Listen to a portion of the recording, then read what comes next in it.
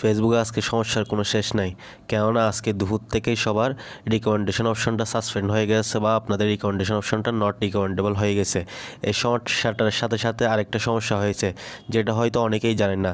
এই মনিটাইজেশন অপশনে গিয়ে আপনাদের এখানে যে একটা পার্টনারশিপ অ্যাডস টুল নামে যে একটা অপশন আছে, এটা যারা যারা পেয়েছেন তারা এই অপশনটা আবার হারিয়ে ফেলছেন কিনা সেটা অবশ্যই চেক করে দেখুন, কেননা এই অপশনটা অনেকের ফেস থেকে উধাও হয়ে গেছে।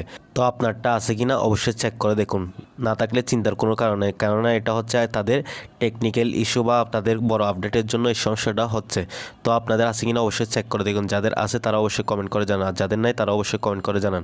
কেননা এই সমস্যাটা কি সবার সাথে হচ্ছে নাকি শুধু আমার সাথে হচ্ছে, সেটা অবশ্যই আপনারা কমেন্ট করে জানাবেন।